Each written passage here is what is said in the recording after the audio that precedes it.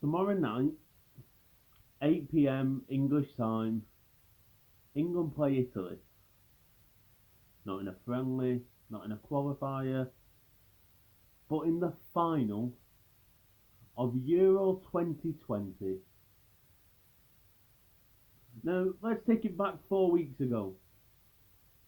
England played Croatia. Who would have thought we'd have been here? England's first final since 1966. One of the most talented teams we have ever seen for England. And this time, it's actually worked.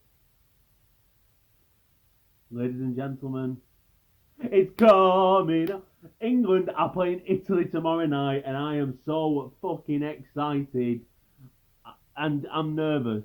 Listen, we're going to get into it. We're going to break it down. I'm going to give you my opinion, what I think is going to happen. I'm going to be biased. There's no England fan out there who isn't going to be biased. We're England fans. Yes, Twitter tells us that we are all arrogant. Every single person who isn't Italian, isn't Spanish, isn't Turkish, wants England to win. Everyone else, every single other country in this world does not want England to win this trophy. All right, buddy, Danny Zuko out of Greece here. Pull that down. I just listen. I think I owe Gareth Southgate an apology. I do, because I made a video and I said this in my last video as well, and I do owe an apology because I said that I didn't think he was the right man for the job, and I think I wasn't alone in that. I think a lot of the other English fans thought that. I got it wrong. And I said in that video months ago that I made now that if I was wrong, I would hold my hands up. I've held my hands up. Gareth Southgate now, technically, is joint top. Oh no, he's second because obviously we won it in 1966. He's the second most successful English manager ever. Now, is he as good a manager as Venables or Bobby Robson? No, he probably isn't. He probably isn't because them two were brilliant managers at club level as well. But you can't ignore the fact that he now officially is England's second most. He's England's second best manager ever. That is just fact. You literally cannot dispute that. Now, whether you think he is as good as Venables or Bobby Robson or anything like that, you can argue that till the cows come home. But the facts don't lie. He is the second best manager we've ever had. England are in a final. Now, like I said at the beginning, 4 weeks ago, now granted, I predicted it in my Euros prediction. That was more going with my heart than my head because I did fully believe that if we got to Germany, Portugal, or France, I didn't think we'd beat them. But we did. And we are growing into this competition. Each game, I think we've played better. Since the Czech Republic game, we played that game and it was alright. I thought we were really good against Germany. We thrashed Ukraine. I thought there was time in the Denmark game where we looked really good, really solid. And it looks like we're just moving in a positive direction. But we can't just focus on England because there's another team we've got to beat. One more team, and Italy. I've got a weird opinion on Italy that I don't think a lot of people seem to have. Now, there is no doubting in the slightest that Italy are a good team. They've gone, what, like 31 games unbeaten? Something mental. The first game of the tournament, Italy-Turkey, everyone was raving about how Italy looked good, and they did. Let's not pretend like they didn't. They looked like a good team.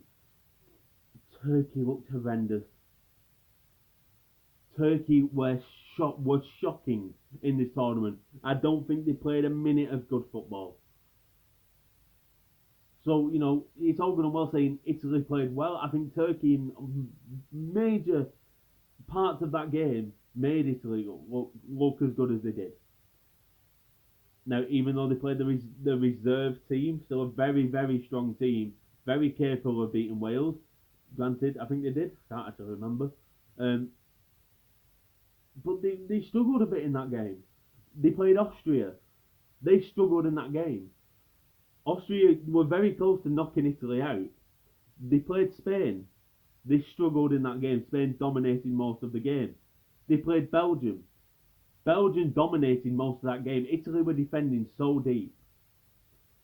So, Italy, what, for me, with England and Italy, it's the opposite. Where Italy have seemed to start the tournament really well, and now they're showing a few cracks. I don't think they've been playing as well as they could. Whereas England, they didn't start amazingly. Like, who'd have thought after that Scotland game? Like, I was just down in the dumps after that game. I thought, this is it. It's never coming home. We were shocking in that game. Who'd have thought we'd have been in the final?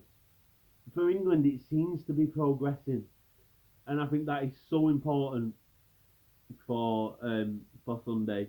Getting into the teams now,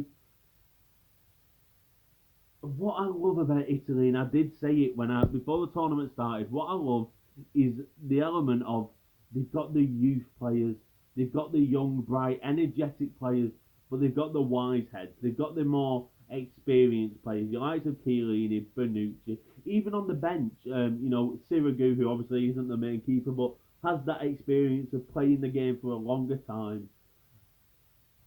Chiellini and Bonucci are, without a doubt, probably two of the best players this tournament. And I said this in a previous video as well. I think that them two defenders, what they are so good at is reading the game, knowing where to be at the right time. But if you get that Italian defence running back towards their own goal, they are in trouble. They really are, and that is what you've got to do. Emerson isn't the quickest, and obviously he's going to be playing because Spinazzola's not playing. Chiellini and Bonucci are definitely not the quickest. By no stretch of the imagination do them to have speed. I think that is the way to get at this Italy team. Get them running back to their own goal. And I think this is a brave call, and do I think it will happen? No. I don't think Southgate would do it. I'd love him to do it, and I'm a Liverpool fan, so once again, I'm going to get called biased, but for me, Jordan Henderson has to start this game. Now, the England team that I think we could all probably predict, the players that we can definitely say are going to be playing: Pickford, Luke Shaw, Harry Maguire, John Stones, Kyle Walker, Harry Kane, Raheem Sterling, probably Phillips and Rice. And then, and probably Mason Mount. So there's only really one position that's up for grabs. So you're looking at Saka. It's probably either Saka or Sancho. I can't see Grealish starting. But apparently Foden's picked up a knock, so I don't see him starting. I'd be shocked if he did. So it's probably going to be Saka and Sancho. Now, if you look at that whole team, Pickford has never won anything. Harry Maguire's never won anything. Luke Shaw's never won anything. Rice and Phillips have never won anything. Saka, Sancho never won anything. Harry Kane has never won anything. So you've got three players in that team who are more than likely to start, and only three of them have won stuff. In games like this, leadership and the mentality of actually winning is so important. That is why Jordan Henderson should be starting this game, because something that, again, in my opinion, is just not even up for debate, he is England's best midfielder. He is. He is better than Declan Rice, and I love Declan Rice. I think he's excellent. But he is better than Declan Rice. He is better than Calvin Phillips. He is a much more progressive midfielder, but can also do that holding job. What's so good about Henderson is he's got the mix of knowing when to push forward and knowing that sometimes you can't. You've got to sit back, you've got to soak up the pressure, and he's good at both. Calvin Phillips and Declan Rice, in my opinion, they are way too similar. And I think one of them should be in there. Now, I'll be honest, I prefer Declan Rice, but I don't mind if Calvin Phillips starts next to Henderson. It needs to be one of them, in my opinion. We need to have someone in that midfield who can do a bit of both, because Declan Rice and Calvin Phillips don't have that progressive, forward-thinking attitude, and Jordan Henderson does. And you cannot dispute, he has been Liverpool captain since 2015, and in my opinion, no offence to Harry Kane, Jordan Henderson's the leader in that group. He's been Liverpool captain, since 2015. He's won a Premier League, he's won a UEFA Champions League, he's won a Club World Cup, and he's won a UEFA Super Cup. That experience cannot be forgotten. That is so important. Italy, going forward, I'm not scared of. And maybe I should be, because the likes of Chiesa have been excellent this tournament. But Immobile, however you say his name, he is immobile. He's been awful this tournament. I'm not scared of Belotti. Berardi's okay. I'm probably doing him a disservice here. But they don't give me that much in the forward area. The part that worries me that much so much about Italy is the midfield. And this, without a shadow of doubt, is where this game will be won or lost. Not drawn, because it can't be drawn. This is where that game will be won and lost. The likes of Verratti, who, in my opinion, is one of the best midfielders in the world. I absolutely love him. I think he's brilliant. And I said in the last video, Nico Barella he has been outstanding in this tournament. I think he's an excellent player. Um, Jorginho has shown form that I don't think he's ever shown for Chelsea. You've got Locatelli in there as well, who's been excellent this tournament. So I think that's where it's going to be won and lost, and I think that's why you need Henderson in there. Um, this can't go to penalties. It can't. And the reason I say it can't go to penalties, it's not because of '96 or 2012 when we lost to Italy. It's not about any previous penalty shootout. It's the goalkeepers. Now, Jordan Pickford, granted, he's won the Golden Gloves. He has been brilliant this tournament. But if someone's got a gun to my head and I've got to choose who's going to do better in a shootout, I'm picking Donnarumma a million times over. There's no way I'm picking Jordan Henderson. I'm definitely not picking Jordan Henderson with penalties. He's fucking shit at them. I love you, Jordan, but you're shit at penalties, mate. Yeah, I'm picking Donnarumma a million times over if it goes to penalties, without a shadow of a doubt. And I think another player who's going to be a very important in this England team is Kyle Walker. I think he made 12 recoveries in in the Denmark game, and that is so important. He's not the best on the ball. I genuinely believe. I don't think he's amazing on the ball at all. But the speed he has got is phenomenal. And when you look at it from the last game, when you look at Emerson, he isn't like Spinazzola. He doesn't get us forward as much, and he completed 0 dribbles in that game against Spain. And when you look at the heat map and his passing and all that kind of stuff, what you see with Emerson is that he was constantly trying to find Insigne or down that left channel. That's not gonna. If they try and do that, I'm telling you now, Kyle Walker won't let that happen because Insigne is not as quick as Kyle Walker. Neither is Emerson. The only worry is that if we are going forward while we're attacking, maybe we tuck into a back three.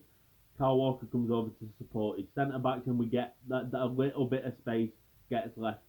That's what worries me a tiny bit because Kyle Walker's done that quite a bit this tournament, just tucking in, and there's been a little bit of space on that side.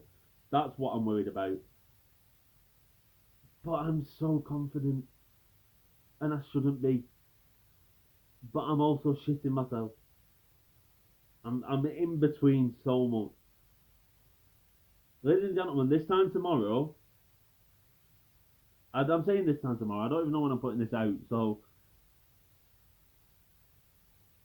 one thing I heard this weekend is make plans for Sunday, do not plan for Monday. And that is the truest thing I think I've ever heard anyone say. Let's not think about Monday. Let's not think about getting absolutely pissed and celebrating. Let's just think of what we've got to do to get to that point. And we will do it. We can believe we've never been here before. It's weird. You don't know how to feel. But after everything I've just said, I'm now going to finish on. It's coming home. It is coming home. Please do not forget to press that subscribe button. No matter what happens, if England win, England lose, I'll be doing a final reaction. I'll be too drunk to do it on the night, so I will be doing it on Monday. There's not a chance I'm doing it tomorrow night. Please press that subscribe button, drop a like, share the video, and I will see you later.